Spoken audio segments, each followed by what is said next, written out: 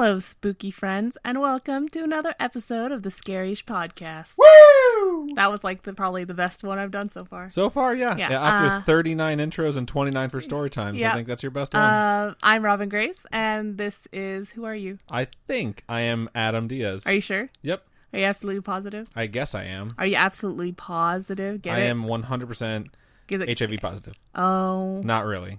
It's a South Park joke. I didn't get your joke, so I just positive, like dogs, because omen babies have paws. How was I supposed to get that? We haven't even referenced open babies. I don't know. You're weird. Yeah, I am weird. Robin, go ahead and introduce what this is and what we're doing here. So what we're going to do today is, like we usually do, start off with some homegrown horror, which is stories that you guys send to us about your paranormal experiences. And they could be strange, creepy, or heartfelt and emotional, personal. And then we're going to go into our creepy topics. What have you picked this week? I picked some urban legend type, like paranormal games to play. Like weird, creepy games to play. That sounds weird, but yeah. I'm excited to see what you got. Yeah. So I'm doing the Queen Mary. After, like, not wanting to do it forever. Yeah, I've researched it a couple of times. We've had a lot of people request it, so I decided, hey, let's go ahead and just do it, get it out of the way, because I know it's, like, something that's been in the queue for a long time, and I'm actually kind of happy I did do it. So this week will be kind of fun. And cool. Before we get to homegrown horror, for those of you who want to share your experiences with us and have us read it on the podcast, or if you just want to share it with us just so you can have someone to tell and you don't want it read on the podcast, we can keep it private as well. You can reach out to us via email at storytime@scarish.com. You can also go to facebook.com/scarishpodcast. That is our Facebook page. We went over 500 likes for the first time ever this past week, and we were very, awesome. very happy about it. Thank you guys so much. You're all amazing. Thank you for the support. We're going to have a giveaway coming up very soon that we're going to have details on. Yeah. I'll tell you guys now, right? Go ahead. Yeah. So what we're going to do is we're going to give away, we have a bunch of Steve the Shelter Cat things. So we're going to do that, a box of that, and obviously some scary-ish goodies, so some pins and stickers and stuff. Personalized t-shirt for whoever wins as well. And on top of the t-shirt, I'm going to do one of these little Ouija pins that I have, too. Right on. So, that's awesome. Yeah. So how do you enter the contest, Robin? So in order to enter the contest, we're going to do it for a month from today, the 4th, all the way till October 4th. I don't know if the days are going to line up with the episodes exactly, but episodes until that day, for each episode that you guys share, like, and tag a friend in the comments is an entry. And then when you guys go on Twitter, and if you retweet an episode, that's another entry. So hopefully you guys will do those things and we'll get a whole bunch of entries and see who wins all these goodies. And then just a shout out for our awesome patrons, Sam and Connor. You guys are awesome.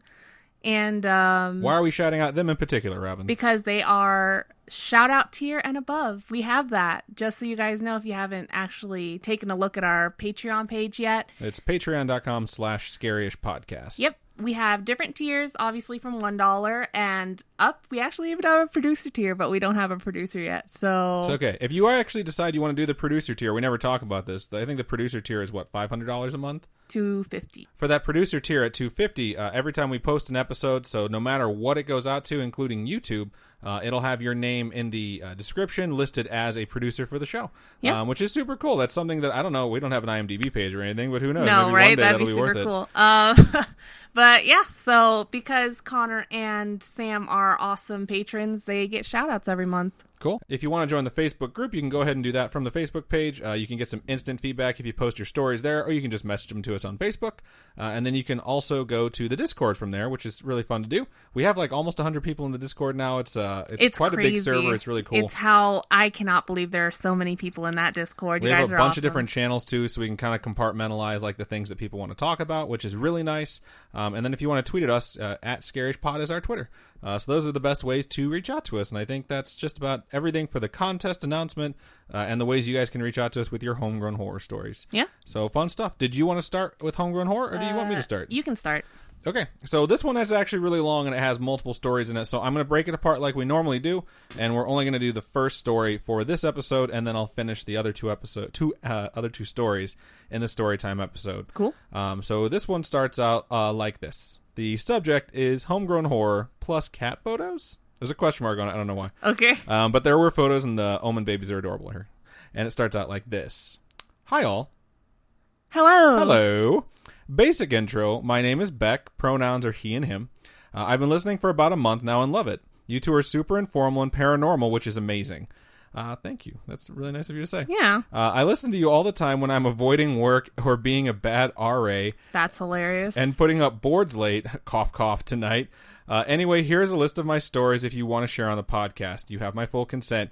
You'll probably split them up, which is 100% A-okay. That's hilarious. Totally predicted it. Anywho, The Haunting of Me Longer Edition is the name of the first story that we're going to go over today. Okay. I have been followed by a spirit my entire life. That sucks. Yeah, it's a good way to start out the story, too. This story begins when I was about 4 or 5. My mom, who is also attuned with the paranormal, used to walk by my room and I would be chatting away, assumedly to myself. Oh, my goodness. I think she thought it was an imaginary friend at first. This isn't going to get creepy, Robin, I swear. Okay. Well, spooky, not creepy.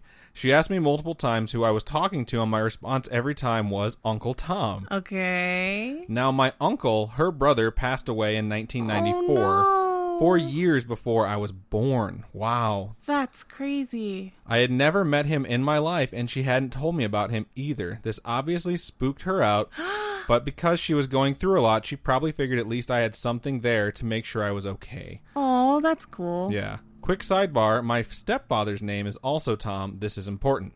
Ooh, okay. Yeah, I remember one Christmas, her then boyfriend, now my stepdad, was trying to get on my good side, and he had bought me a cool Scooby-Doo stuffed animal that talked when you pressed his paw. That's so cute. When I opened it, I was so excited. I asked her who it was from, and she said it was from Tom, meaning my stepdad. Oh, but he thought Right? it was the uncle. But I got really confused and went, Uncle Tom? Again, she hadn't told me about him yet. My mom is now saying his partner who died about 3 years after Tom's death also came to me, but I don't remember him. Oh, that's weird. That is weird. Tom the uncle is still with me, and we communicate with each other. Every once in a while, though, I know he is with me. Recently, he's taken to messing with my electronics to get my attention, such as turning off my music and stopping my vacuum robot from moving. You also have to clean those things, so be careful with that. He's really nice, and every once in a while, I'll hear him call my name. The two family gays have to stick together, like to say. That's hilarious. That is hilarious. I love that. It's like a guardian angel. That's really cool. Yeah. So right on. That's the last of the first story, and we'll get to the other two in the next episode. Okay. This one is going to go like this. Hello, Adam and Robin. Hello. Hello. Hi, my name's Ken, and I just recently started listening to your podcast since, Tuesday, and this is from July 6th, so thank you for being a long-time listener. Let's hope you're still listening. Right? I hope you're still listening. And I've cranked out 18 episodes. Needless to say, you guys rock. It seems to be a common theme with other listeners in that it truly makes our day so much better while working long shifts at work. That's hilarious. You guys are awesome. We thank you so very much. We couldn't do this without all of your support and these amazing stories you guys share with us. It's so nice that when you guys send this in, because it's kind of dawning on me for the first time, because we read these as an excitement to get to the story. But almost every one of you guys, when you send us an email, are very nice to us and you tell us that you really like the story. And we've read so many of these, and sometimes I'm just maybe the numbers that we get for downloads are just weird and they're not real and there's no one really listening, because you get paranoid about stuff like that. But realizing that we've had all these people send us these emails and they're all very nice to us and say that they really like what we do, that actually really means a lot. So yeah, because it makes us want to keep going, and sometimes we get really tired because life is exhausting. Yeah. And just when you guys talk to us and share all these cute things, stories, memes, I don't know, it just it makes it fun and worth doing. So. Yeah, it really does. And I don't know, hearing you guys say that to us, we really, really appreciate it. So keep sending your stories. We appreciate it. You don't always have to be nice to us. We understand that. You don't have to be like, what up, dickbags? Here's my story, fuck nuggets. But being nice is better. Yeah. Okay. Stick with that. Don't ever start a letter like that. I'll get so pissed. In 2 months, we're going to read letters, and they're all going to start like that. No. And we're going to be like, why did they say that? Instaban, delete, really? Never reading it. No, I'm sorry, no. Another common thing I've noticed is that the old memories or dreams and childhood experiences come floating into my mind when I listen to the Storytime episodes. I'd like to share some spooky stuff that traumatized me as a child that made me emotionally and mentally balanced adult that I am today. Winky face. That's hilarious. That's so funny. All right. And then it says, courteous paragraph break. Appreciate thank you. it. Yeah. My mom has always described me as being an old soul. Even as a child, I was prone to feeling over-emotional and intuitive to others' feelings. I feel like this made me a little more susceptible to some weird shit at a young age. It started Halloween night at my old house when I was 8 years old, where my dog passed from nasal cancer without any knowledge it was even there. That's so sad. That is super sad. When it's sudden and they're like, oh, wow, it was this thing that was there the whole time.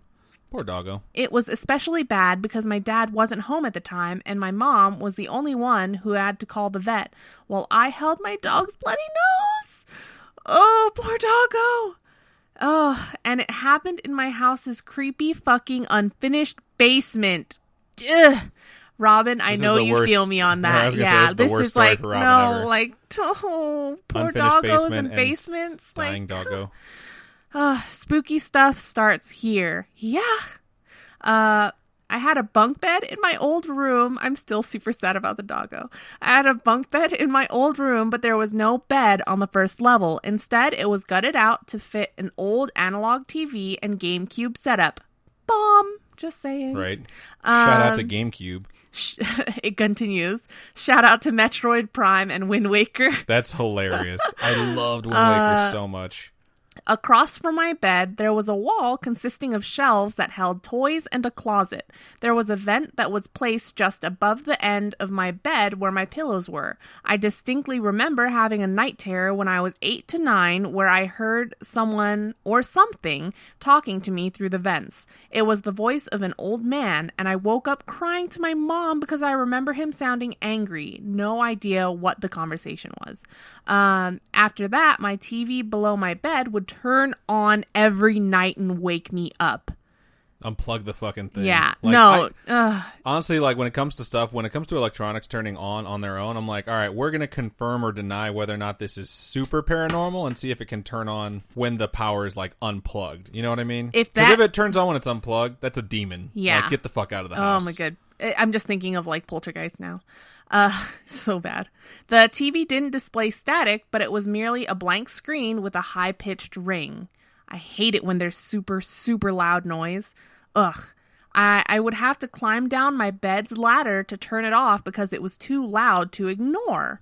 Moments later, a toy that must have had a speaker randomly went off, except I couldn't recognize which toy it was because the sound was pitched down almost like it was running low on battery. That's a horrible, horrifying sound. Anything dying, like a toy that sounds like it's dying, like... It's like it sounds possessed, yeah. Like, yeah. Oh my god. Months pass after this happening, 3 to 4 times a week, and my mom did not believe me. In between, I remember having night terrors of giant insects crawling around my room, more conversations with the man and the vent, and seeing random toys move while on the shelves after being woken up by my TV. Fuck that. Get the fuck out. Right. The worst part is when your parents don't believe you, because, yeah, like they say, parents just don't understand. My it's mom... the Will Smith song. Oh, really? Yeah, it's way beyond your time, apparently. Okay. We're 4 years different. You cannot be that much younger than me. I'm just that much more sheltered. Yeah, that could be. My mom slept across the hall, and one night she slept with her door open. This is important because the toy went off on its spooky tangent and was loud enough to wake my mom up. Finally, she believed. We went through a process of cycling through every toy I had, taking one at a time and putting it in the basement until we figured out who the culprit was. Mom also checked the TV to see if maybe an automatic timer was turned on, and there wasn't even an option to do that. That's insane. She's smart, though. She's going through the rational steps of, like, why... Now that she believes that these things are happening, she's trying to figure out why could they be happening, like, in the normal sense of what, like, goes on in day-to-day life. Right. There's plenty more that continues throughout the years and even follows me to my new house, but I'll get to that some other time. I truly believe I truly love the podcast. Most of your personalities work so... Oh, both of your personalities. So, yeah, we have some character flaws we need to work on. Both of your personalities work so well and make the scary a little less scary. The community around Scary-ish is so wonderful, too. It really is. You guys make this so fun. Keep it up. Please anybody who has any negative intention or is a negative Nelly, like, get out. I feel like I can relate to some of the stories and have a sense of normalcy knowing creepy shit happens to many others. Keep on rocking, guys. Love what you got going on. Sending warm thoughts from St. Louis. Ken. Thank you, Ken. Thank we really you. appreciate you sending that in. That's just terrifying. Like, toys turning on their own scares me more than TV turning on its Does own. Toy Story give you nightmares? No. Like, anything. It reminds me of the original Poltergeist. Because, the okay. fire truck, I'm pretty sure, comes out of the fucking closet. I can't remember. There's definitely something that starts to happen, and the kid's just like, what the fuck is happening? So, I don't remember. It's just super terrifying to me. So, glad you made it through that, and I can't wait to hear more about what happened when you moved. Yeah. So send us more instances, I guess. When stuff follows you, that's just kind of the fucking worst. That's the worst. So, are you going to go first with your main topic, or am I going to go first? I think I should go first because mine is more of like a not so intense research one, more like a informative, like, this is fucking weird and it exists and don't try this at home. So we're going to give games that you can play to mess with the paranormal, and then a disclaimer of, also don't do this. Yeah. God. It's just creepy. Okay. It's like we're loading a handgun and giving it to a kid and being like, here's how you turn off the safety. Also, don't turn off the safety. Yep. Okay, so I am sure a lot of you folks have heard of the many paranormal games that you can play to make creepy things happen that are kind of getting widespread over the internet. And when you brought this topic up to me originally, I was like, you mean like Bloody Mary? Because that's the first thing that came to my head. Yeah, so it's a lot like Bloody Mary, kind of like that sort of thing. Is Bloody Mary included in your thing? No, I don't have Bloody Mary. Have you ever done Bloody Mary? Nope, never IRL? will. Have you ever done any of the things that are listed here? Nope, never going to. Not my thing. Not your thing? No, just reading about it. So, okay, while I was researching and typing this stuff out, a little, like, Asian girl rang the doorbell and was, like, selling candy. And I was at the part in my research where I was just like, fuck, what are the odds? And I had just finished watching The Temple on Netflix too, so I was just like, which has a tiny Asian kid that's like a demon or something. So I was like, why? Because I was just like super weirded out. Anyway, it's just like doing the research and reading about these things is like really creepy, and then just that happened, and I was just like, Robin answered the door with a shotgun, and all the shells were filled with rock salt, and she just blasted this 8-year-old in the face. No, okay. Anyway, that didn't really happen. No, it didn't happen. The Asian kid definitely came to the door, though. Yes. Anyway, things like Bloody Mary, I know kids think it's like all fun and games, and it's just like urban legends to scare your friends when you're having a slumber party or something. But I brought up one of these like quote unquote games during the Elisa Lam episode about pressing the numbers on the elevator. Yeah, I remember that. To end up on a different like plane Floor entirely. 13. Funny enough, floor 13 doesn't even exist in this story. Really? So, yeah. I'll cover that elevator ritual and another that's performed in your basement. So two things that will creep me out. Well, we don't have a basement or an elevator in the house, right, so we're safe at home, at least. These things may not be like games exactly, but they definitely creep me out. Like when you're in a room and it's quiet and you're reading about these things, I don't know, it's just super creepy. Like why would anyone invent these, you know? But creepypastas, bitches. Do you invent them or do you just discover them? I think it's people like thinking them up and then putting them on the internet, and then it gains traction and it just becomes an entity in itself. Right. So, like most legends, you know? Honestly, I think most legends are just stuff that's been passed down where, like, someone did something really creepy happened to them. They told someone else about it. And then, of course, as soon as you hear the story, most people try and, like, recreate what happened. Right. You know? Yeah. So it just makes sense. And who knows? Maybe the stuff in the ritual, like maybe there's, like, 10 steps in a ritual, and you only really need to do 2 of them, but you don't know which ones they are. So you always do steps 1 through 10.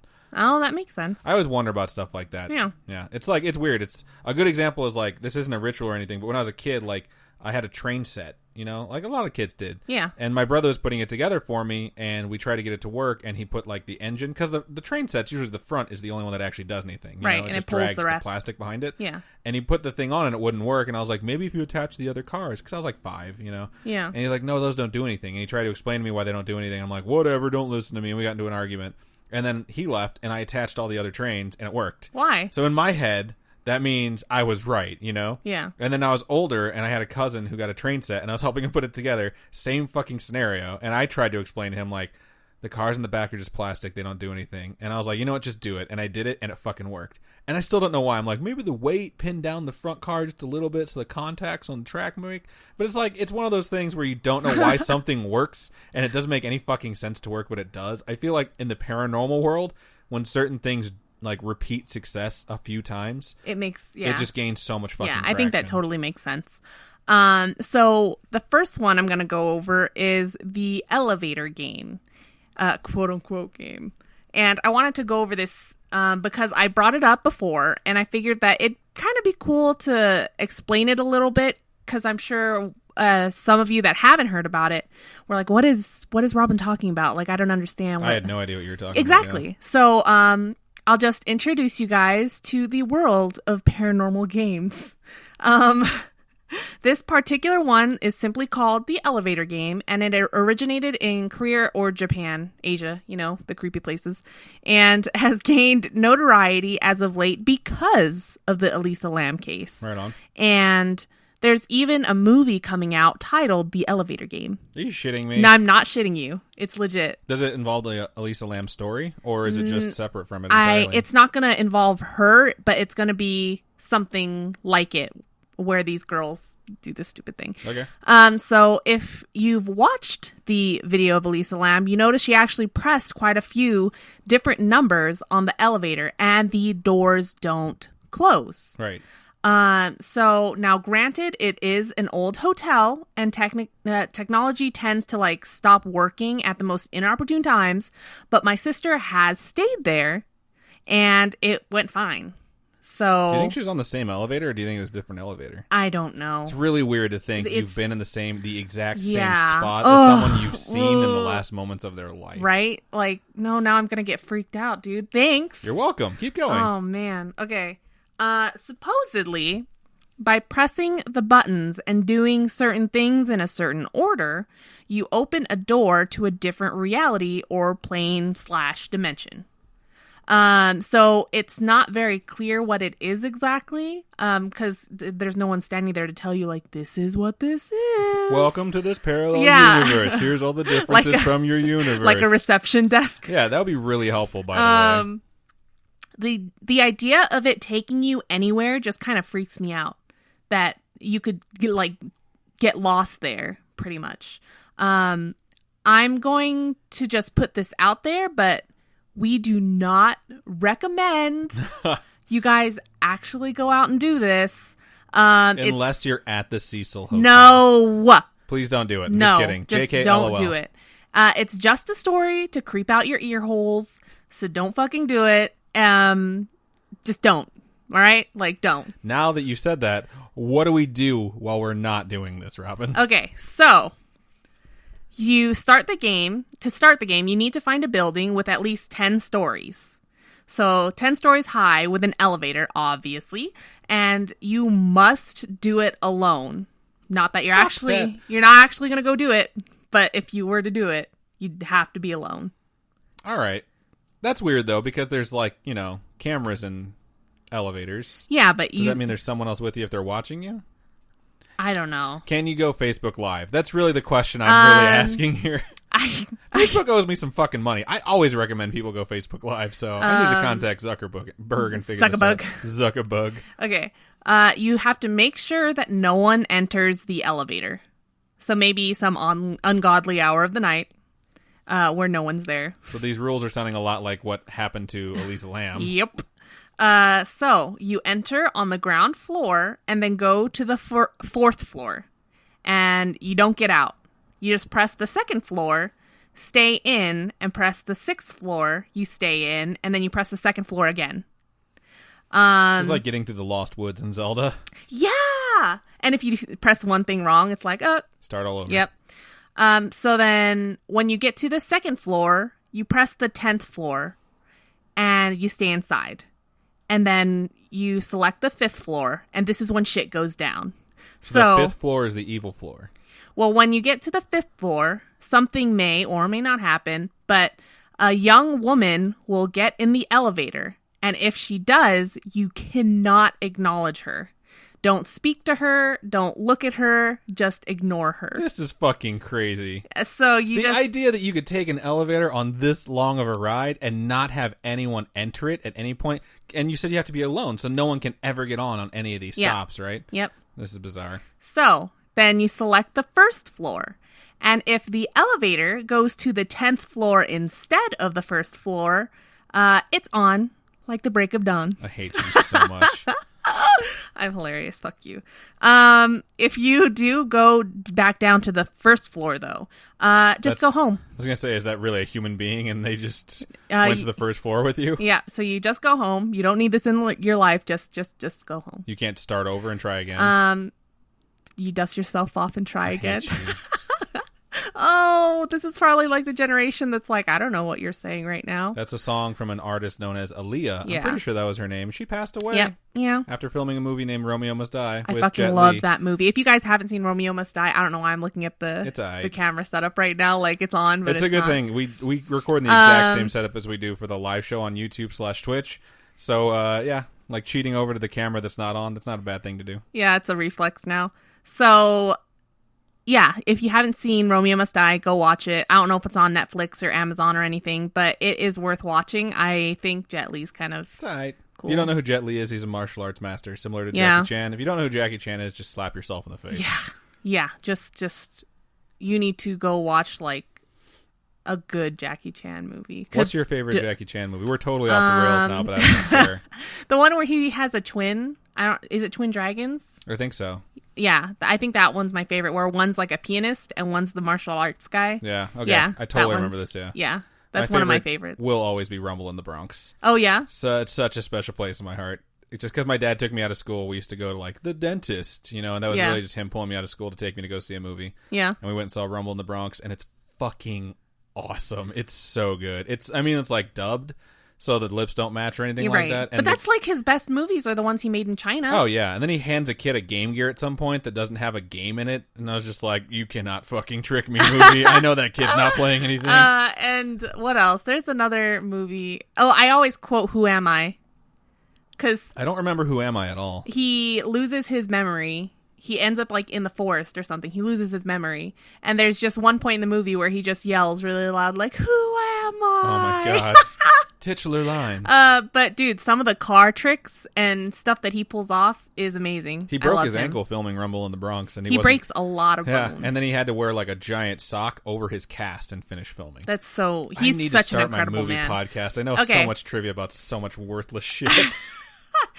Okay, so once on the 10th floor, if you actually go from the 1st floor to the 10th floor, or 5th floor to the 10th floor instead of to the 1st floor, that made no sense.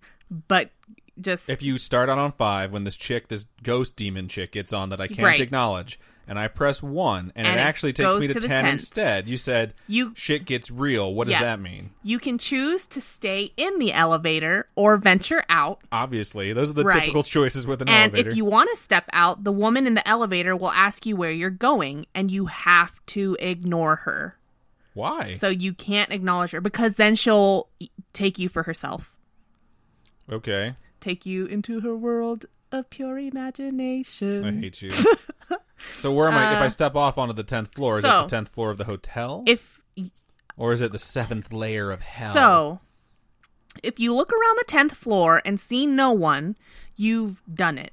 And now you've done it. Now you've done it. I don't know how much to believe from people who have supposedly gotten this far. 0. I don't believe any of you. But those that they say that they claim to only see blackness out of the windows except for a red cross in the distance. Is it right side up or upside down? I don't know. These are very specific details I need to know. It may... What the fuck? Yeah, your phone's going crazy right now. I think it picked up on something you said, or it's a ghost phone. Oh, don't, no. Ghost technology. Okay. So. What if our lights started flickering right now? Stop! It legit was scary reading this stuff, okay? Okay. So this floor that you're on may look identical to the regular floor, except the lights may be off. And your electronic devices may malfunction. Some people say they don't work at all, and some people say they do. So I'm just going to go with malfunctioning. In order to get home, this is the part that confuses me just a little bit. Because I wouldn't know how to click your heels 3 times no. and say there's no place like home. You can't I stop wish. me, Robin. If you've decided to stay in the elevator and not step out, just press the first floor and you're good. But then why did you go through all that goddamn trouble? Let's be honest, people. Step out of the elevator, go Facebook Live. We don't recommend you guys actually go out and fucking do this. We already told you guys not to do this. I'm just saying if you're stupid and you decide to do it, like, man up. Step out of the fucking elevator. What if it doesn't work? If it doesn't work, then it's all bullshit. But if it works, holy shit. Facebook No. Live. What if the phone doesn't fucking work? Oh, yeah. You're probably going to die. Once you've reached the first floor, leave. Keep ignoring the woman and just leave. And if you've stepped out, you'll have to press all the buttons in the same order, finishing at the 5th floor. And at the 5th floor, you press the first floor just like you did to get up to the 10th floor. Okay. But real question. So you say, like, you step out on the 10th floor, you explore, you get back in, and then you want to leave. You have to press all the buttons. Do you do the reverse order, or do you do it exactly the same as you did it before? It's exactly the same as you did it before, so you'll end up on the 5th floor again. So you start with 4, then you go to 2, then 6. I don't know. We'll have to re-listen to the episode to know. 2, 6, 2, 10, 5. And then 1. And then 1. And it'll try to take you back up to the 10th floor again, but you have to press a button to stop it from going back up. This would be a really good episode for me to, like, doctor up for YouTube, where we have, like, an infogram that shows everyone, like, ding, ding, ding, and, like, an animated graphic of it sliding up a hotel. That'd be amazing. It's like, I don't have the patience or the time or the creativity to do any of that. Actually, I do, but I'm just not going to, but that'll be fun.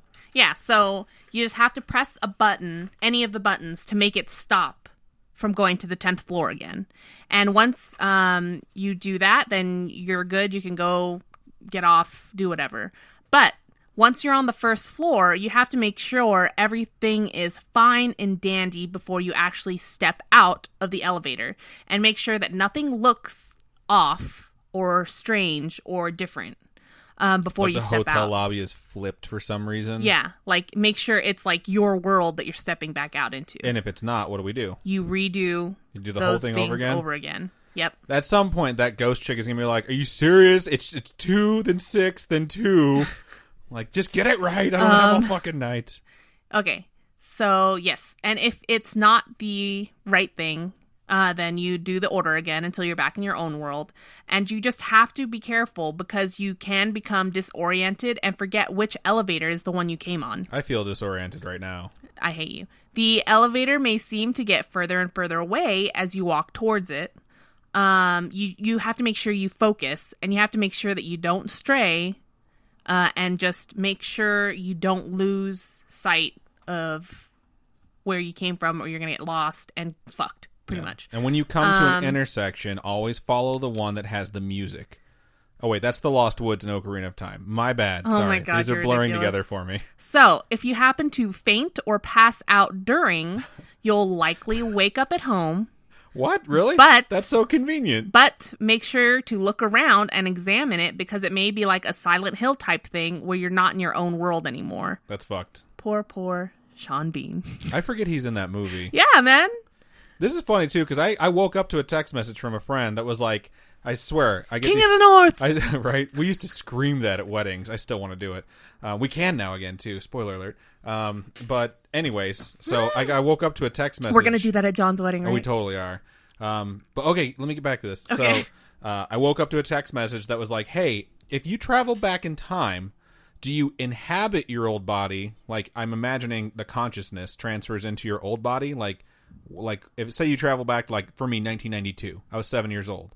Does my current consciousness travel into that person's body, Or do I show up in my current body, my 33-year-old Adam body, and then if I wanted to replace the 7-year-old Adam, I'd have to kill him and take his place. So I was just like, I would like to think that the rules of time travel, because there's different rules for every different movie that you see or any different like entity or book or whatever, is like similar to Rick and Morty. And it's that every time a decision is made, the universe can either go one way or the other. And those parallel universes will exist no matter what. It's like the whole Schrodinger's cat thing, or like quantum stability or whatever they call it. Yeah. How things can exist in two states at once. And like every time that happens, it creates a different parallel universe. So it's not just time travel. So I texted back and I was like, short answer, I like the Rick and Morty rules, where if I show up, I'm in my own body, and to usurp that person's place, I have to kill them. But I think of it in the terms of dimensions nowadays. I don't think of it in the terms of time travel like I used to. Doctor Who helped a lot with that, too, because I always thought of time as linear. Yeah. And then when you start thinking of things as, like, timey-wimey, Wibbly wobbly, yeah. You're like, okay, well, that would make sense, too. Because, like, if you change something, like you went back in time and stopped Kennedy from being assassinated, it's like, would you travel back in time, or would you travel forward in time, and all of a sudden, like, the future is different, you know? And like 11, 22, 16. Exactly, you know, that whole theory. But like the way Rick and Morty kind of works is like they could travel to a spot, change something, travel forward, but they can still move back to their original timeline where nothing's changed because it's a different reality entirely. Yeah, that'd be really cool. Your reality still exists, the original reality that you altered still exists, and then there's the altered timeline. Gets super complicated when you think of it that way. But I like to think of that with the elevator game. It's like if you step out, like how will you really fucking know you're not in an alternate reality until something small is different and you can't explain why. Right. So who knows what it could be? I don't know. I in Silent Hill, I was so sad at the end when they're in a completely different world. Spoiler alert. It's like 12 years old. It's a bad 15 movie years too. old. It's scary, but it's not that good of a movie. It's confusing as balls. It's really confusing, but it's just so sad because they don't find each other in the end, and they're like the chick from Resident Evil, right? I don't think so. I don't think it's Mila Jovovich. I think it's a different chick. Well, okay, whoever, I forget what her name is, but she like takes their daughter back to their house, and it's like a different dimension. Right. So Sean Bean is alone. They're in the same house, the same place, but he smells her. Oh, and yeah, it's that's so right. fucking sad. I'm just, See, stuff like that, like the alternate reality theory, is like, when you really look into the science behind it, you understand, like, if things exist in multiple dimensions, because we know 3 dimensions, and there's actually a 4th and 5th dimension, which scientists say that they can kind of prove at this point, like, how would you interpret those creatures? Well, the things that we can sense might still carry over. So you might not be able to see something that exists in like a different reality or a different dimension that you don't interpret. Yeah. But like if they have a smell to them and that can be carried over, like in the end of Silent Hill, like that shit's just fascinating to me. Right. I haven't dug into any of that like super complicated stuff. I got super close to doing time travel one time. I know I kind of talked about it a little bit, but I wanted to do like this really in-depth theory that I heard a long time ago when I was in college, and I was like, no, this one's way too complicated. Like, let's go with something that's a little bit more fun. And I think I wound up doing something else, but I'm totally going to get to that because time travel just blows my fucking mind. I did an episode on time travel. I remember. I was thinking about yours today. And then there was the one with the haunted battlefield where they like went down to the basement and opened up and they like saw into the future. Yeah. And then the doors closed and they were like, well, that was fucking weird, right? Yeah. Just really fascinating stuff. All right, what's your next one? All right. So the second one that I have is called The Three Kings. Oh, I love that movie. What? George Clooney is so hot. Oh, I've never seen it. George Clooney, Mark Wahlberg, Ice Cube. I don't think George Clooney is that hot. You're wrong. That's okay. Oh my god. I forgive you. No. He's just very handsome and he's just charming. He's no Chris Evans. Yes, I agree. Okay, so for the second one, this one includes a million things that I hate. First off, basements. Why are you laughing? I almost spit my fucking coffee everywhere. So, first off, basements. I fucking hate basements. Second, being alone in the dark. Fuck that shit. And there's other things that fucking suck about this. But first, let's just get into it. Okay, yeah. So, you'll need a participant, which would be yourself if you're doing it, and a partner. And don't do this if you don't completely trust your partner. You have to trust your partner. You need someone that you can entrust your life with, or that you care a lot. Yeah. So, because they have to save you in the end. So, I know many of you may not believe in this, but be mentally, emotionally, and spiritually stable. You can't have any drama in your life going on right now. If you have any drama, don't do it. So that pretty much disqualifies 99.9% of our audience for 100% of their life. Yeah, it's just like you can't have anything that's stressing you out or that you feel shitty about yourself or any of that. So I need to find another partner, then, is what you're saying. Fuck you. If you've imbibed in drugs or alcohol in the last week, you can't do it either. That disqualifies 100% of our audience. Yeah. What? Y'all are some drunks and stoners. That's all I'm saying. You're so dumb. Half of them are too young to drink. Yeah, I'm sure that'll stop them. I didn't drink until I was old enough. Okay. Bitch. Whatever. So you'll need a large, quiet, empty room, preferably windowless, ideally a fucking basement. Obviously. That's why they wanted the basement, is because there's no windows. Yeah. If you do have windows, blackout curtain that bitch. Wow. This is a lot of work. It is a lot of work. You got to do blackout curtains, no lights. You get a pack of candles, something to light them with, a bucket of water, a mug, an electric fan, Jesus, 2 large mirrors, 3 chairs, an alarm clock, and a fully charged cell phone. What the hell? It's a lot of work. So these guys are going to show up with gold, frankincense, and myrrh, right? I've heard this one before. That'd be nice. And you need an object of sentimental value that's going to be like your grounding object. So I recommend that you guys have a cell phone that won't die in an hour. I know it happens. I've had it. Are you limited to these possessions, or are these just the required ones? You have to have all these. Okay, so you could have like a backup battery plugged into your phone too, just in case. And maybe a shotgun. Yeah. I don't know if you could have a shotgun. But my old phone, I know, used to die unreasonably fast, so you should upgrade that shit. Oh my God. And I don't work for AT&T or Verizon. I was going to say, anything, yeah. So. This legend brought to you by Apple. To begin, you set up at 11 p.m. You make sure your partner knows what they should do. They must remain in your home for the entirety of the game, the quote-unquote game. So, would you like to play a game? No. So no lollygagging about. Just set one chair facing north in the center of your designated room. That's where you're going to sit. And then... Facing north, right? Right. Okay. And you could call it your throne. Then you'd be King of the North. I hate you so much. I just thought of that just now. I'm a genius. So then you place the other chairs on either side of your throne, facing the throne, and about an arm length away. So say you're sitting down, the other chairs are going to be facing you an arm's length away, but like split apart. So on either side of you. Appropriately, you call those chairs your queen and your fool. And so you place one mirror on the queen's chair and one on the fool's chair. And the mirrors should face both each other and your throne. So, okay, this is very complicated. Yes. Okay, so you can't just use like a hand mirror. This mirror has to stand up on its own. Yeah, huge. Jesus. You should be able to see your reflection as well as those of each seat from where you're seated. And you should not have to ever move your head or your eyes to look at either. Okay. Okay. So, then you place the bucket of water in front of you and the mug just out of reach. The fan goes behind your throne at medium or low, never high. And it must be stationary, not oscillating. There are a lot of rules to this thing. Yeah, there are. This is ridiculous. And then once you set all that stuff up, you leave the room and you keep the door to that room open.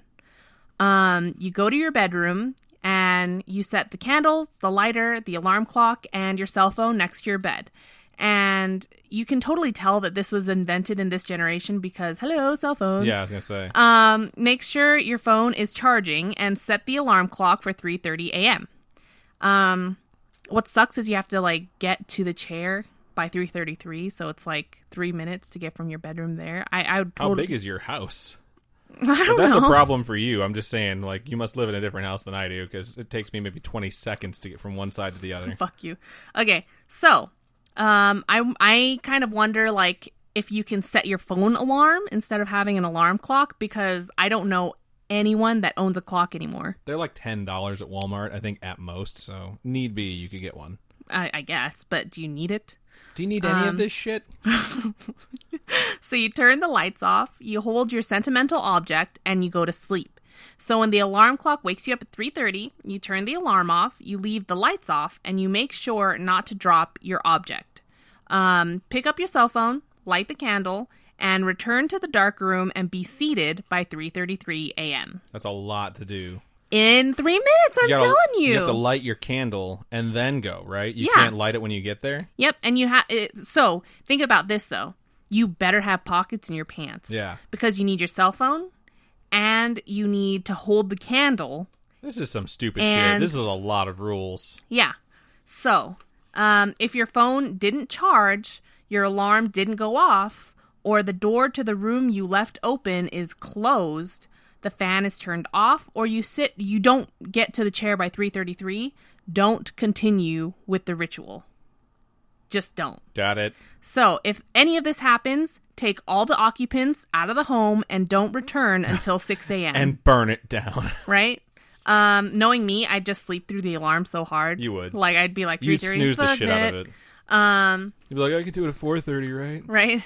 If you have no problems, just keep on going. So once you're seated at your throne, don't look at either mirror. The big thing to make sure you do as well is don't let the candle go out. Use your body to protect the flame from the fan and focus on the darkness. It's ridiculous. Yeah. You're setting up an obstacle course for yourself. So you focus on the darkness in between the mirrors. So I'm just going to put this out there, but it is scientifically proven that when you focus on something like a mirror or anything for too long, you start to see things. Like, it's legit a thing. I don't think there's like an actual like study that I could tell you, but it's something where the neurons in your brain that sense motion are neither active or inactive, but they compete against each other. And when you look at something that's not moving, those neurons are still going and they're trying to figure shit out. And so they kind of make you think that something's moving when it's not. Okay, cool. So it's a thing. And so continuing on, you can't look at anything at all while you're doing this. So don't look at anything, not even the candle, just the darkness. Stare off into the dark space between the chairs. Yes. And if you have any questions that you want to ask, you can ask into the darkness. So yeah, that sounds really wholesome. Yeah. What's a good recipe for brownies? You take a third of nutmeg. You may, or who puts a third of nutmeg in their brownies? I was wondering when you were going to criticize my recipe. It doesn't even say any tablespoons. It's the dark one's recipe, okay? Stop fucking judging me. So, you may or may not receive an answer. And if you do, it'll come from one of the mirrors. Don't look at the mirrors. Your answer should be taken with a grain of salt because one mirror is the queen and one is the fool.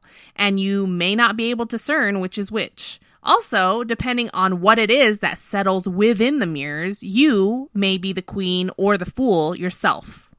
So, fuck. Right. You remain seated until 4:34 a.m. At such time, your partner must call out your name to end the game. And look at that, it rhymed. Yeah, it did. It's an hour and 1 minute sitting in a chair staring off into the darkness talking to myself. Yep. You better have a long fucking candle. Oh, yeah. I didn't think about that. Get one of those really thick, don't get the 3-wicked candles, those burn too fast, but it will probably stay on longer, though. But it smells so good. You'd have less yeah, definitely get like lavender or something like that. Calm your nerves. Yeah. Long candle, make sure you have a strong wick. But don't actually go out and do this. Okay, so if this doesn't work, your partner should then call your cell phone. And I personally... Always call me on my cell phone. I fucking hate you. I hate you. I didn't even know those are the words to that song. I personally always have my phone on silent. So you're dead. Yeah, I'd be dead. So be sure to turn the sound on or the ringer or whatever you guys want to call it. And if that doesn't work, your partner must then use the water and the mug without touching you. I don't know if they're supposed to splash you with it or what, but... Yeah, they say use it. Explain how to use it. Maybe drink out of the mug. Like, I don't know. That sounds like if you're not supposed to do that, you're possibly going to get possessed by demons. Oh, man. Okay. If your body is suddenly moved, the fan will blow out the candle and end the game. If you become lost or disoriented, that sentimental object that you're holding will guide you back. Do not ignore any of the problems that you came across before seeding. So don't stay in your home if you've come across any problems. Just don't. Don't just... What kind of problems? Well, like I said, like if the fan was off, if the door was closed, if you didn't... the warning signs you warned us about earlier. Right. Don't ignore them. Just exit the home and take everyone else out of the home until 6 a.m. Till 6 a.m. Why 6? Because it's on like the break of dawn. I hate don't know. You so much. So, I don't know. I'm funny. Okay. There have been a few claims of people trying this and seeing something manifest in the mirrors. You're not supposed to look at the mirrors. They're liars. But out of the peripheral. Out of your peripheral vision. I feel like you'll see shit. I think you'll hallucinate shit out of your peripheral vision, especially if you're tired. Yeah, especially if you're Yeah, exactly. Oh, man. It's just like so stressful. Okay. So, like I said, if you stare at something long enough, your brain makes you see things. So if you're staring at this darkness between two mirrors, your brain's going to, in the dark, with a candle in your hand, the candle's going to be moving a bunch. So you're going to have light flickering all over. You're staring into a dark spot. Your brain is going to make you see shit. I will say this. The most likely thing that's going to happen is if you try this, which you shouldn't, you're going to try and sit down, and that fan is going to blow that fucking candle out, and then you're going to be standing in the darkness of a fucking basement, surrounded by mirrors, having a fan blow on you, so you're going to feel like something's touching you. Yep. So, yeah, don't do it. And if you do it, good luck. The people that have done this seem to be really messed up afterwards. No shit. So, fuck. Some people have even claimed to have gone into trances while doing this. I hear that at the end of it, if you really want to, you can eat a Tide Pod also. Oh my God. Or snort a condom. Ew. Gross. Okay, so, reminder, please don't actually go out and do these things. We would hate to lose any of you spooky friends. I know that they may be just internet viral, like urban legend, creepypasta, stupid shit, but they're creepy enough to me. What I would say is, if it sounds like bullshit, it probably is, but that doesn't mean you need to investigate it. Right. I want you guys all to be safe and don't do anything dangerous, as silly as these things may seem. Yeah, I agree. Yeah. So those are my 2 games that I have. They were really good, actually. Yeah. I'm very interested. It's a good thing I'm 33 and not like 17, because I would be like planning this shit out. And I'd be texting Lee like, hey, can I trust you with my life? And he'd probably get me killed. I don't know, because he's the person that would probably do this shit with me. Cool. Yeah. So I'm going to move on into my topic. And this week I really wanted to do a paranormal place, like a location. And the one that keeps popping up, I'll see people on the street and they'll be like, yo, dog, like, why haven't you done the Queen Mary yet? And I'll be like, listen, imaginary conversation person, I'm not sure about the authenticity of it. To which they reply, leave that shit up to the audience to decide. Don't so impose stupid. your preconceived notions on something and deprive the people of the information your podcast claims it provides. To which I respond, word, imaginary conversation person. You're ridiculous. Word. Then I high-five that person. And my hand always gets cold at that point because I'm high-fiving a mirror because I'm just talking to myself. Aww, that's kind of cute. That's usually when the mushrooms start to fade and I come down a little bit. You're so stupid. Anyways, this week I am doing the Queen Mary. And by that I mean I'm talking to you about the Queen Mary ship and not actually having sex with the Queen Mary because she's been dead for a while. So speed round really fast to start out. Gross. What is it? It's a ship. Where is it? Earth. Read a book. Why is it? It just is. When is it? The past is past. The future's now. I hate you. So that was a can't speed believe. round. Okay. I was really hopped up on coffee. I even wrote down, now that the coffee has faded a bit, let me elaborate. So the Queen Mary is actually a British ocean liner.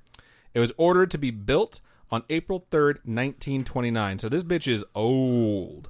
So That sounds old. the maiden voyage was actually on May 27th, 1936. So it took over 7 years to build it, from where it was ordered to when it was actually built.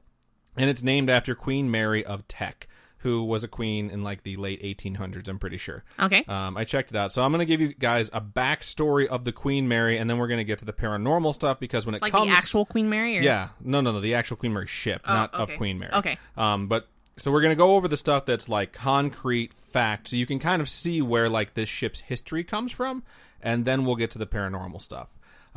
So when it was first created, the Queen Mary was fancy. And when she first set out, she had 2 indoor swimming pools, fancy. Beauty salons, libraries, and children's nurseries for all 3 classes.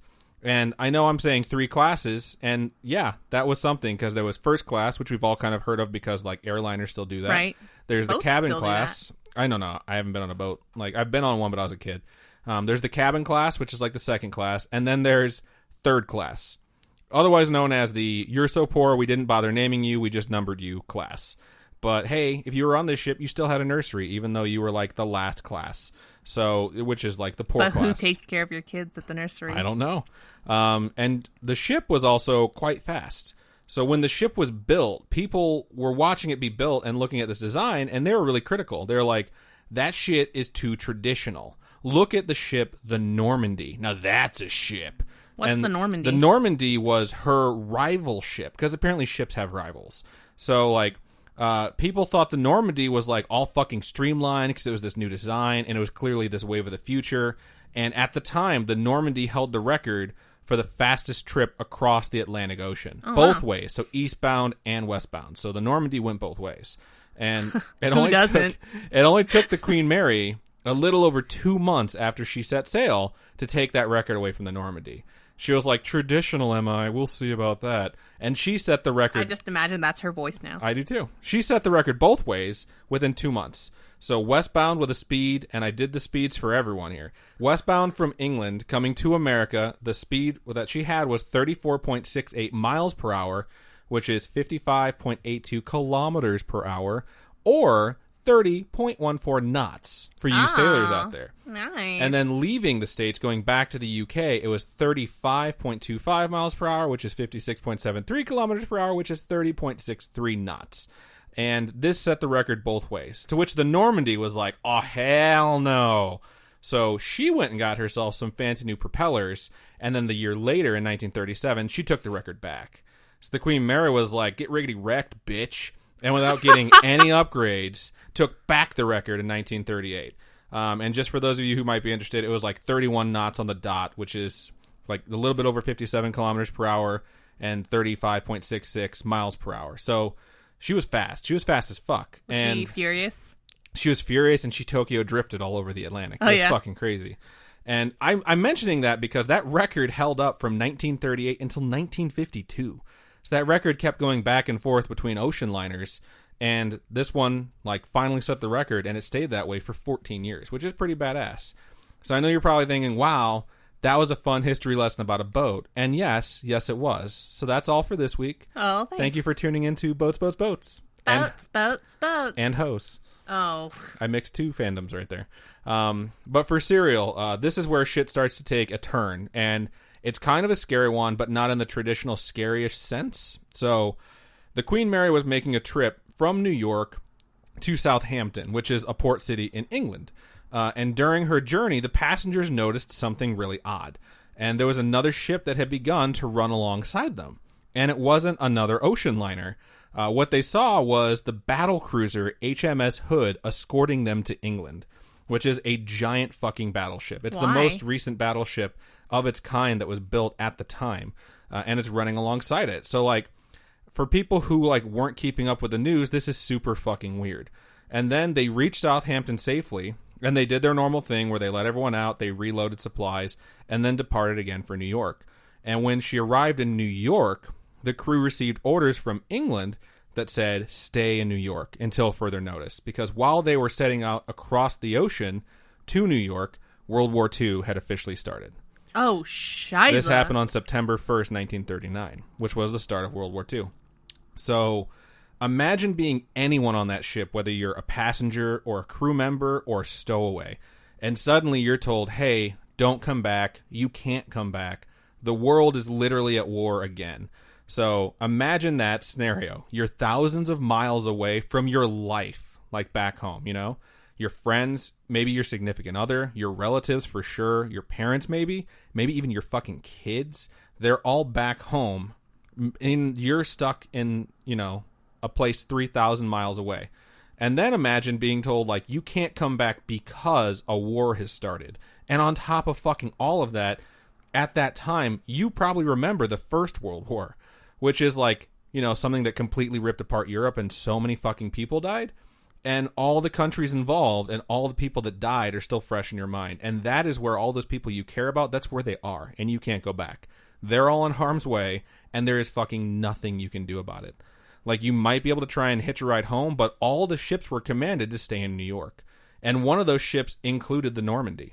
The Normandy was also docked in New York, where it's like, just fucking stay there. Like, you can't come back. Like, there's a war going on. Like, we don't know what's going to happen. And that was September of 1939. So by March of 1940, which is 6 months later, her sister ship had finally arrived in New York, which is the Queen Elizabeth.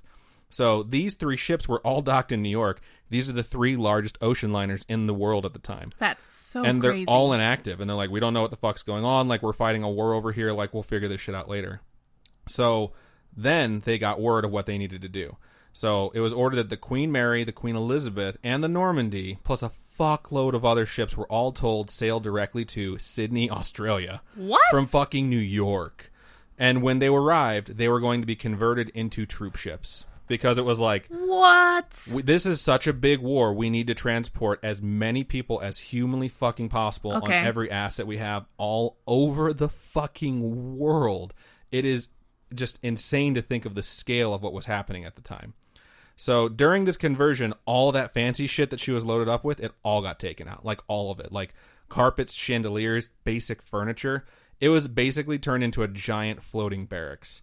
And she was also repainted to navy gray. And when this happened, because she was completely gray, she was huge, and she was super fast, she earned the nickname the Gray Ghost. Which is something kind of foreboding for the future that would come, like, especially since it's a haunted, you know, ship that we're talking about now. So this next thing I'm about to tell you is this really crazy record, and I want to give you guys some perspective on this. So think of cruise ships right now, like what they look like big fancy cruise ships. I just saw the Disney cruise right? ship. You and I have been looking at some recently, and they're just fucking enormous. They have giant fucking water slides. Big Mickey heads painted on them. It's crazy. So, like, they're basically giant floating cities now. And so listen to this. The world record for passengers on a cruise ship at a single time was set in 2010. And that cruise ship is named the Oasis of the Sea. And it carried 6,007 passengers at the time. Now, boats themselves are measured in a bunch of ways. But the one I want to tell you guys about is called gross tonnage, which is also what you call fat version of Adam. Just gross tonnage. You're so mean to yourself. But basically what gross tonnage measures is the space within a boat. So the Oasis of the Sea, the ship that set this record in 2010, its gross tonnage is 225,282 gross tons. So that's fucking huge. So remember, basically 225,000. The Queen Mary was the biggest ship ever built when she was built in 1937. Or 1936, and she has a record or a rating of 80,774 gross tons. So literally less than a third the size of the Oasis of the Sea. So it's a third the size of the ship that set the record for most passengers on it in 2010, which was 6,000, almost 6,000 on the dot. So we got all those numbers. That's a lot of numbers. Okay.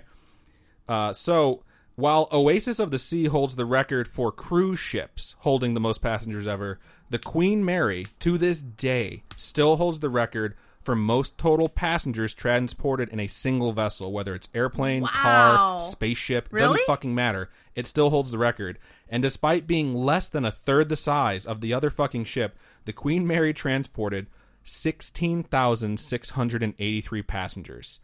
That's insane. So for perspective, the record for cruise ship is 6,000 almost on the dot. The record for any vessel in human history is 16,683 passengers at one fucking instance. So over 10,000 more than the Oasis of the Sea, despite being so much smaller than it. They turned this thing into this. What? It was just fucking rows of bunks and like munitions and shit like that, and that was it.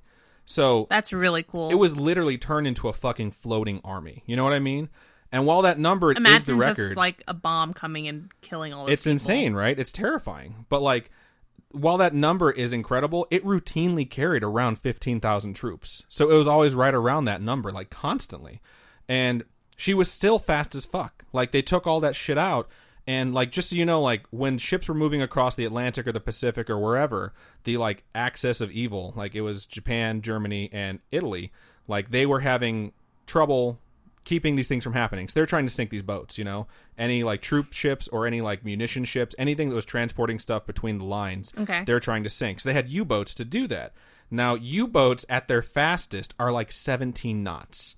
And the Queen Mary is fucking 30, cruising at, like, 30, 31. And so, like, they couldn't catch her. They never caught the Queen Mary.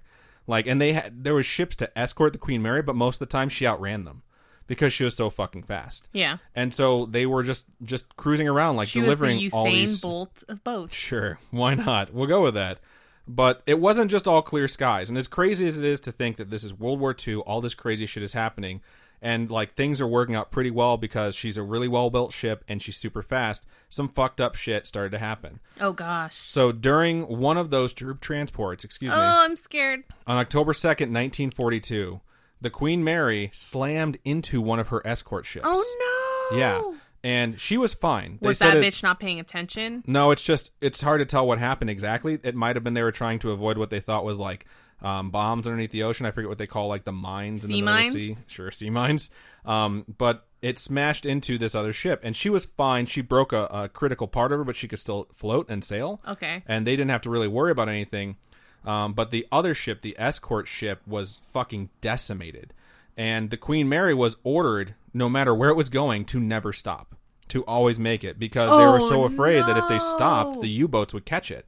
So she had to keep going, and they had another escort ship circle back to pick up survivors out of the water. And you're thinking, like, okay, 2 boats collided, one of them sank. So a lot of people probably fucking died. The escort ship had 338 people on it when it sank.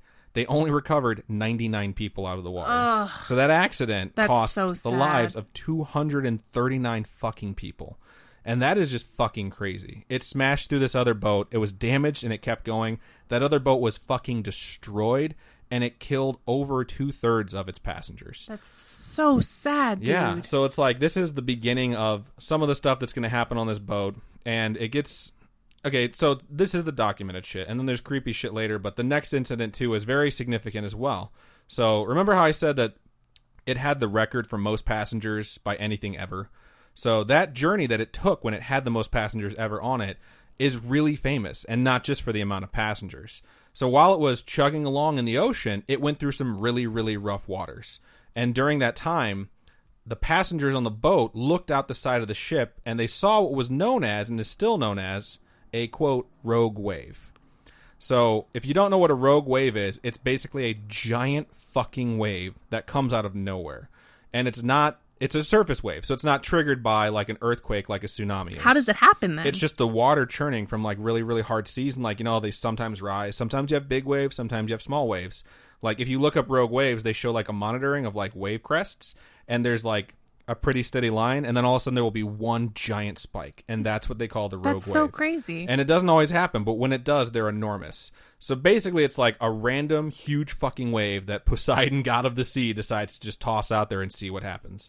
And this particular rogue wave, when they looked out and saw on their broadside, was over 90 fucking feet tall. Holy cow. So imagine you're standing just on a street. You know, just pick a town, any town you grew up around, or just standing somewhere, and across the street from you is a building, and that building is 9 stories tall, okay? Imagine craning your neck up and looking up to see the full height of that building, then add on a few more feet, turn it into a fucking wall of water that is connected to a churning dark ocean, and then imagine it moving at you. And maybe it's made a little bit less scary because you're not really standing on a street, you're standing on a giant boat, but the only thing taller than that wave on that boat was the steam stacks coming off the top of it. Oh, that's how big this fucking wave was. And this wave smashed into the side of this ship. And, like, when you're on a ship, there's a bunch of different terms that are very, you know, there's a lot to remember.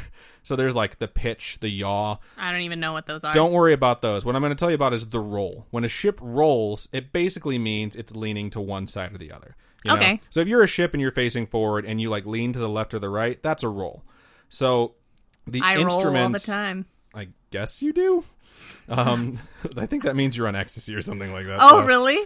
No, I don't do that. The instruments and the crew estimated that the Queen Mary rolled after being struck 52 degrees from the impact of the wave. So if you want some perspective on that, hold your arm straight up. Robin, you're going to do this too. No, like bend it at the elbow. Oh, okay. So hold it straight up and try and make it about as like perpendicular to the ground as you possibly can. So that's perpendicular to the ground? Perpendicular, not parallel. Oh. There you go. So that's the ship, okay? Now, while good. you're holding your arm straight up, imagine that the ground that you're perpendicular to, that's the water, okay? So you're the steam stack. Your arm is the steam stack, and imagine everything below your elbow are the happy people on the ship trying to get on with their fucking lives during war. Okay. So now roll your arm towards the ground halfway. Not the full way, but halfway. Like 45 degrees? Exactly. Okay. 45 degrees. So that is 45 degrees. Halfway down is 45 degrees. Now try and add on 7 more degrees towards the water. That's how far. Scary. That is how far the largest ship in the world at the time rolled from being struck by this wave. They estimated that if the boat would have rolled 55 degrees, so 3 degrees more, it would have completely fucking capsized. Oh my goodness. And it was so terrifying. This incident was written about by pretty much everybody on board at the fucking time. Wow. Some of the troops even said it was the scariest thing that they experienced during the entire fucking war, because they're in the middle of the fucking ocean and this giant ship gets hit by this giant wave and it almost flips the fucking boat. And what's really interesting is that there was a guy who wrote a letter that talked about being struck by this wave and how it just decimated the boat and everything inside. And that letter inspired a guy named Paul Gaiaco, I don't know how to say his name, to write a novel called The Poseidon Adventure. And for those of you who don't know what The Poseidon Adventure is, it's about a cruise liner that fucking capsizes from a rogue wave and flips upside down. And the passengers have to try and fight their way to the surface in an upside down ship. Oh my god. So really they're trying to get to the bottom of the ship because that's the only thing that has an air bubble in it that's still keeping the ship floating. But they're all going to die anyway. It's super intense. It's a super intense movie. It has Gene Hackman. I think they did it in the 70s. They remade it in the early 2000s or late 2000s. The original is way better, and it's also obviously a book. So what's super interesting about that movie is that when they filmed the original one based off of the book, guess where they shot the scenes on the inside for the decor? The Queen Mary. Oh, man. They shot the actual Poseidon Adventure, a bunch of it, in the Queen Mary. So eventually, World War II would end. I think there was like 47 or 67 recorded deaths on the Queen Mary while it was in service. So after the war, they changed all the ships back, the cruise liners back into cruise liners. In 1958, everything changed because that was the first time there was a transatlantic flight by a jet. So all of a sudden, these cruise liners... So people are like, I'd rather take a plane. I can take a plane. It's so much fucking faster. It takes, a fraction of the time. So people were probably going to start doing that. So it wasn't long. And then on September 27th, 1967, the Queen Mary completed her 1,000th trip across the Atlantic, which also happened to be the last voyage she would take. Not because she sunk, because they were retiring the ship. I just want that out there. The Queen Mary didn't sink. And it is still in California. Well, yeah, but some people don't know that. Oh, okay. So it went from Southampton, England, all the way down and around the southern American tip. I think it's the Cape of Hope. Cape of Good Hope? Cape Cod? Cape Cod. No, it's not Cape Cod. It's a cape. That's all that matters. But it went all the way around the American continent and came back up, and it came to rest in Long Beach, California. That's where it docked. That is where it sits. I didn't realize it's in Long Beach. That's where it sits today. Oh, okay. Yeah, it is a museum and a hotel, and they also hold like events there and shit like that. But when the ship was converted back from being a troop ship, some of the old cabins were expanded. So they were basically trying to make more room, and this included the B deck. And remember how I said there was first class and cabin class, and then the we don't give a fuck about you class? Right. B deck was the we don't give a fuck about you class. And they decided to make these rooms a bit bigger because they were so fucking small and confined. So they knocked down a few walls and combined multiple rooms into a single room. One such room on the third class level is known as B340. And during the final voyage, the guests that were in stateroom B340 complained of someone violently knocking on their door in the middle of the night. That's weird. And they couldn't figure out who it was. The crew didn't know who it was. They couldn't find anyone doing it. So they also claimed that the lights were having issues as they were turning on and off on their own. So these people were not happy with the final voyage of the Queen Mary. They're like, what the fuck is wrong with this stateroom we're in? Right.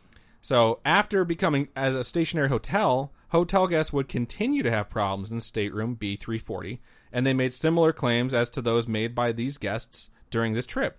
They also started to complain that the bathroom sink faucet was coming on and off on its own, as well as the bathroom door slamming shut and opening on its own. And this activity reminds me so creepy. of that ghost comic where it's like, there's no clean dishes in the house. Yeah. Oh, I gotta do the dishes. So the last complaint people were registering repeatedly regarding stateroom B340 is my personal favorite. This one says that multiple guests complained that they would want to switch rooms in the middle of the night. And when they were asked why, they were saying that they woke up having the covers being pulled off of them in the middle of the night while they slept.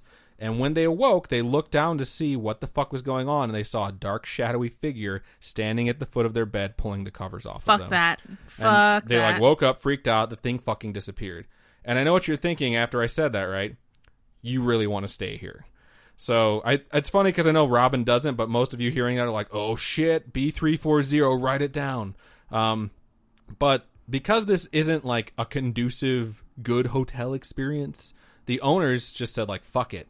And they stopped like renting out room B340. Wow. They're like, we don't know what's going on. Everyone's getting really upset. This is like giving us a really bad reputation. And they left the room empty and they stopped putting guests in there. And I think they did that back in the 80s.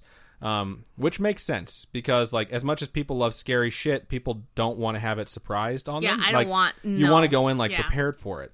I don't even want to be prepared for it. I don't want to do it. I So don't that want to do said, it. No. like people do love scary shit and haunted shit. And people, especially recently, have been begging the fuck out of the Queen Mary staff to let them stay in the room. So after 30 years of no guests, this year, Friday, April 13th, so Friday the 13th that just passed us, 2018, the Queen Mary started taking reservations for B340. And FYI, it is supposed to be not that nice, because it is the B-class room. It's not like that great. And it is in the You Suck class deck. I mean, that's where it originated. So that said, I know some of you are like, Adam, just shut the fuck up and tell me how much it is already. So you can feel good knowing that the pricing for B340 starts at $499 a night. That's dumb. That's where it starts. So you That's better dumb. better go on a weekday. You could just take a cruise for that much money. Yeah, you really fucking could. So, and it's not to say in this case that the Queen Mary staff aren't kind of doing this up a little bit, and that's what kind of annoys me because the room comes with the normal amenities, you know, towels, soap, shampoo, all that shit, plus a chest that contains a crystal ball. Lying. You're lying. Dead serious. A crystal ball, tarot cards, ghost hunting equipment, and of course, a fucking Ouija board. You're Because why me. not, right? So this isn't the only place that is supposed to be haunted on the ship either. There's a lot of places and there's a lot of like supposed ghosts on the ship. So I'm going to say supposedly a lot, and I hope you guys can hear my air quotes. Okay. But supposedly an 18-year-old sailor was in the boiler room and was involved in an accident with a heavy door that resulted in him being cut in half. And it said that you can hear him screaming and violently thrashing or moaning in the boiler room still to this day. And I did a little bit of research into this claim and all the other claims as well.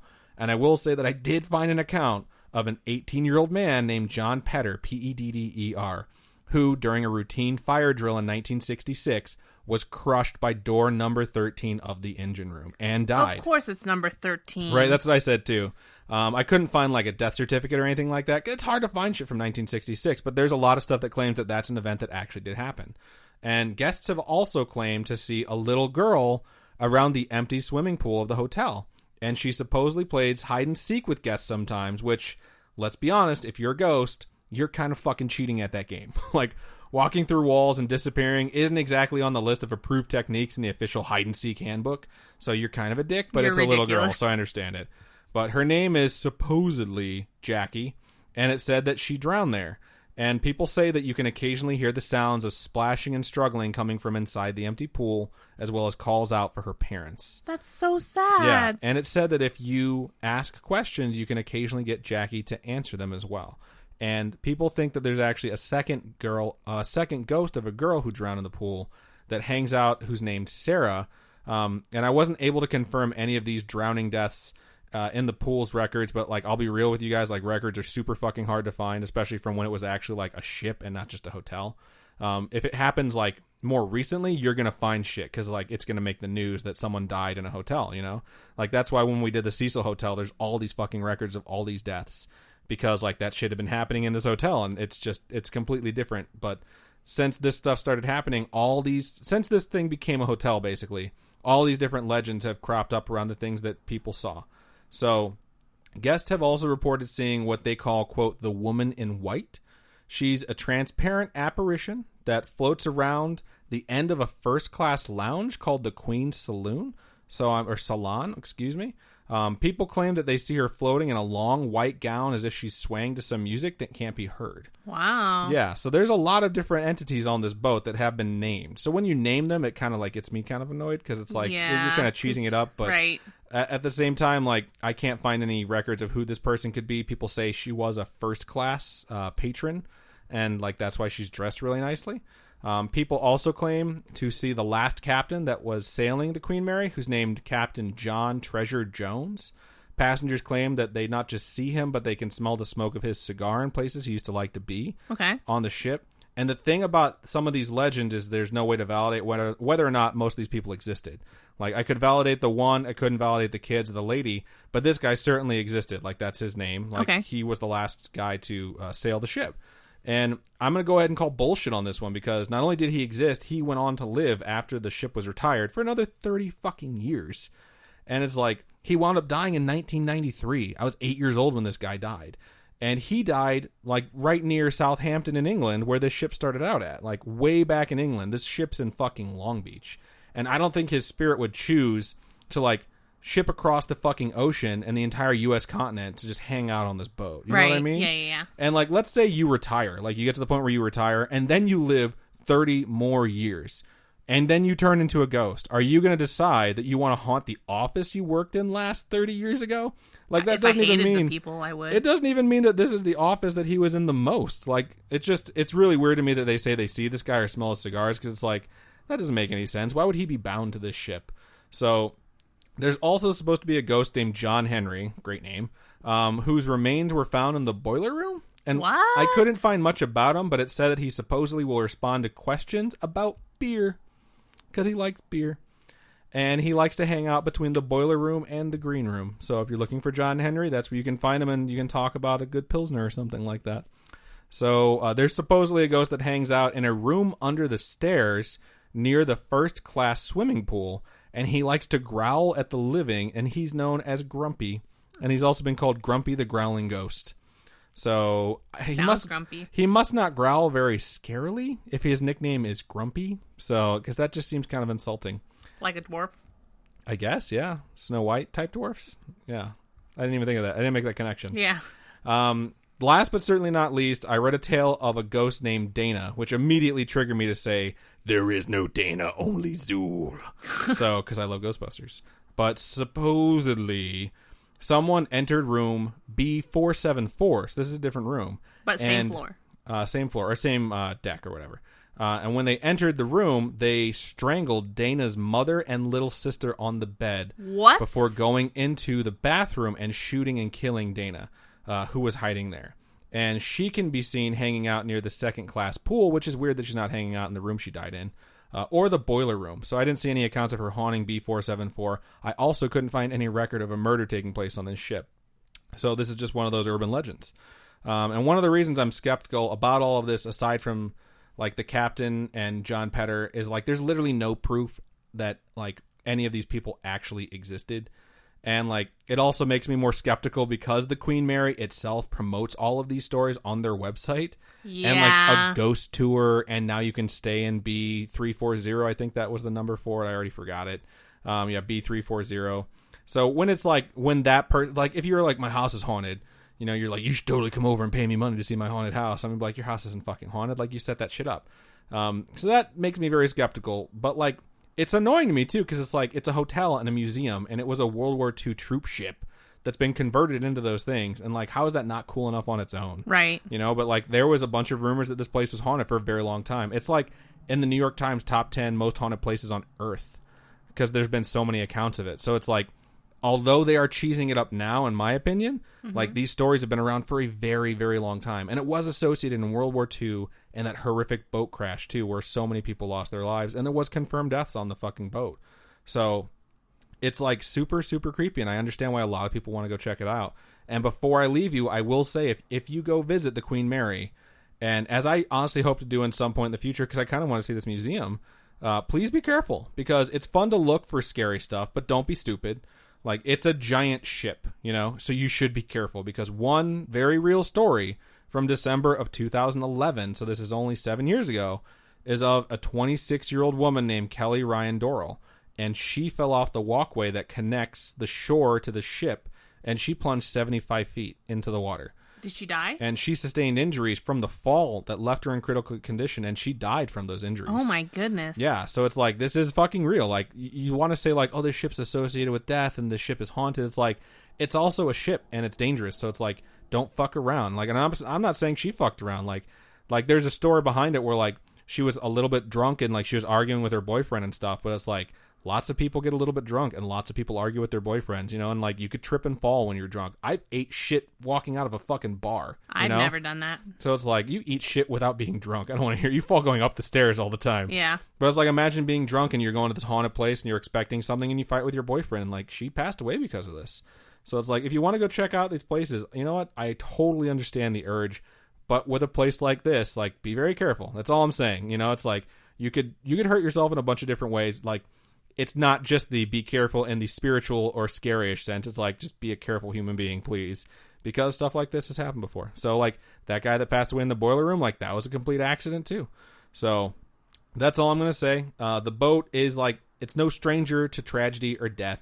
But it probably wouldn't, you know, be a bad idea to take some salt just in case you need to make a ring of salt. Yeah. So, that's the last thing I'll say for the Queen Mary. I know one of the guys from BuzzFeed Unsolved actually did stay on the Queen Mary at one point, and he posted a video that they took where they had like a bag on the sink. They had a bag of like toiletries or something on the sink, and in the video it looks like someone or something invisible like crushes the bag. It's crazy. Are you sure the bag doesn't just fall over? No, like it looks like something crushed the bag. It doesn't look like something fell or anything. You have to see it. Yeah, clearly I need to watch this. When I saw it, I was just like, what? What? That's super intense, so I totally want to check that out. Yeah, it's crazy. But I was honestly, when it came to this one, I was really fascinated at the history of the ship during World War II. You know, and all the things that it did, and the fact that the rogue wave that hit it inspired the Poseidon Adventure. I remember watching that when I was a kid. Like, that movie's super fucking intense. It's not so much scary as it's like, holy shit, like, I feel like someone's going to die right now, like at any possible moment. So check that out. That's a really good movie, and it totally still holds up. Nice. So, yep, that's it for the Queen Mary. So awesome. Good stuff. High five. That was a good episode. I'm pretty happy with it. So I'll do the normal sign-out stuff. If you guys want to go ahead and enter the contest, you can start by sharing this episode. So you're going to comment on the episode. You're going to like this post, and you're also going to share it to your timeline. Correct, Robin? Yes, so tag your friends in the comments. Yes, that's what your comment is going to be. You're going to tag a friend or multiple friends if you would like. And you can do that multiple times, correct? Throughout this next month, every time you do for that, each it will episode. Be for each episode. Not multiple on one episode. Yeah, and don't do the previous episodes. Do the new episodes as they come out as well. You're not going to get like an extra 60 entries by doing like episodes 38 and lower. So do the new ones that are going to come out during this, and we really appreciate you guys that want to enter that for all the stuff that Robin talked about earlier. You can also retweet it on Twitter, and that'll give you an additional entry. Cool. So that's fun stuff for the contest. If you guys want to reach out to us, storytime@scarish.com is our email address. Facebook.com/scarishpodcast is our Facebook page. You can message us from there. You can join the group and get some instant feedback from the community. And from there, you can also join the Discord. If you want to check out our YouTube channel, thanks to you wonderful, lovely people and how many subscribers we got within the first month. It was awesome. Literally the first day we were eligible for a custom URL, we were able to pick it up. And it is youtube.com/C as in channel /scarish. Yeah. So it's super easy to remember, and you can also go there on Wednesdays at 6:30 p.m. because we stream our live shows, which is the Storytime episodes. You can watch us on twitch.tv/scarishpodcast as well. And we also share it to the group and to the Facebook page whenever we're going to go live and let you guys know if you want to come out and watch. It's really, really fun to do. Those episodes will end up being wind up being a lot longer than they are when we release the audio version of them because we interact with the chat during it. It's honestly probably the most fun that we have all week. I don't know about you, Robin, but like I look forward to doing them now that we got the technical difficulties kind of sorted out. Right, it's fun. It's super fun. I love interacting with everyone. It's really cool. You guys are hilarious, and you crack us up. Everyone said happy birthday to my mom in the chat, too. It was too. so cute. It was very nice of you guys. Everyone that wished my mom a happy birthday, we really appreciate it. And if you want to check us out on Twitter, we're at ScarishPod. And for those of you looking to make any sort of financial donations to the podcast, you can do them on Twitch while we're doing the live episodes, which is really fun to see them come across because you get to give us a message that we read live on air. And then you can also just donate to us via Ko-fi or ko-fi.com/scarishpodcast. We have our studio goal because we're hoping to upgrade from a tripod with a GoPro taped to it to something a little bit more professional in the very near future, or just near future. Yeah, and then we have patreon.com/scarishpodcast. So if you guys want to join, become patrons. I'm sending out this season's fall pins. They're adorable too. We're going to change our logo very soon. By the time you're hearing this, we'll probably have changed the logo to what the pin looks like at this point. Yeah. So cool stuff. And I think that's just about everything that we normally do. If you guys want to go leave us a review, go over to iTunes. I know a lot of you guys don't listen via iTunes, but it is still the best place to leave us a rating. We do appreciate that if you do it. So rating or review, they always mean a lot to us, and you guys are always fantastic when you write stuff in there. And really, I think that's just about everything we have for you guys this episode. So unless there's anything else you can think of, Robin? Nope, that's it. Cool. So keep on creeping on, and we will see you later this week.